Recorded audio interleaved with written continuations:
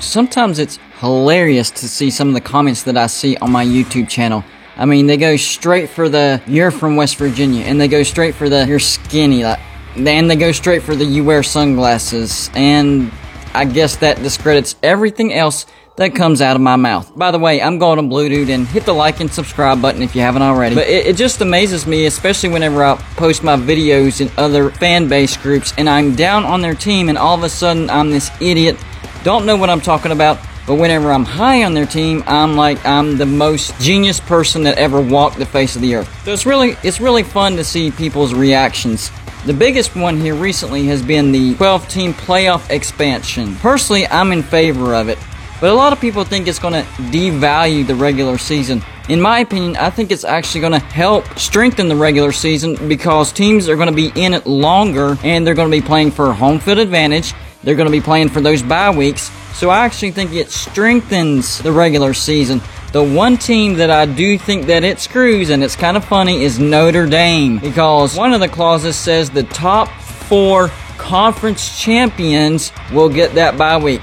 So if they stick with that wording, that means Notre Dame can never get a bye week unless they join a conference and win that conference. So that's one thing that kind of made me grin just a little bit, because Notre Dame has gotten to the playoffs and we all knew what was going to happen. They were going to get demolished. Get in the conference, win the conference, prove that you belong. Now, I'm not saying Notre Dame won't make the playoffs at all. They probably will, but they can't get any higher than a 5 seed, which means they could host a home playoff game, and that's pretty good, but they can never get the bye week. If y'all have been a long-time subscriber, you already know that I've been saying that we should expand the playoffs, and my 2 criteria was home field advantage and bye weeks. I got laughed at, I got ridiculed. Golden Blue Dude, that will never happen. You're crazy. That's wishful thinking. And what happened? It's in the current proposal. Even if this actual proposal doesn't go through, they're going to keep the home field advantage and the bye weeks and come up with another format. So it is going to happen. Now, the soonest that I think it could happen is 2023. So we still do have to put up with this current format for at least 2 more years. And that's fine. I understand. I think this benefits the group of 5 teams, gives them a chance, a solid chance to be in the playoffs. I went back and looked at the final college football playoff rankings throughout the years. And yeah, at least one group of 5 team had a chance to get into that 12-team format. And a few times they did get in, specifically some UCF teams and some Cincinnati teams. And I think this year Coastal Carolina could have made it as well. So that would have been very interesting. And even if the same old teams dominate the new playoff format like they've dominated the old playoff format, it'll give us new storylines, new possibilities,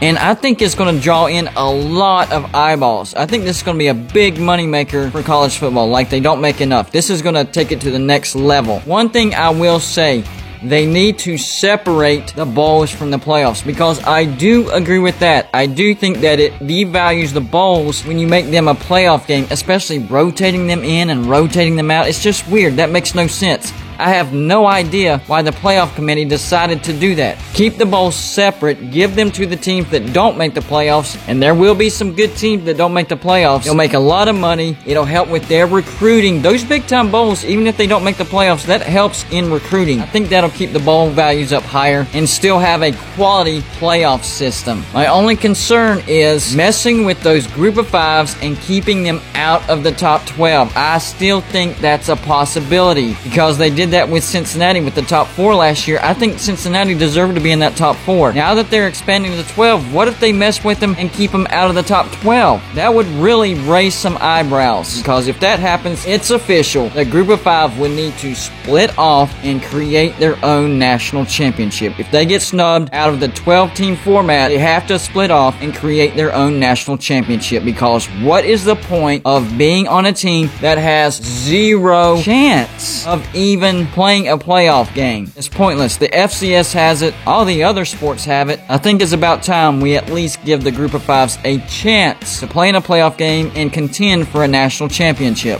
One more thing that I don't like about it is the automatic bids for the conference champions, because let's face it, upsets happen in those conference championship games. So we're going to have some 2, maybe even 3-loss teams win those championships, and they're going to be a super high seed. I do think conference championships do do matter, and it would help with seedings for teams that are trying to get that higher seed if they were to win the game. But if the underdog wins that game and wins that conference championship, I don't think they should get a high seed. Because let's face it, this is not March Madness. Way fewer teams in this scenario. So it's kind of common sense for automatic bids in that situation. This is still only 12, so the automatic bid's bad idea. Just like in any scenario, there's some pros and there's some cons. But I do think the pros heavily outweigh the cons, so I'm all for this. That's all I got for you for this show. Like and subscribe if you haven't already, and I'll see you on my next show.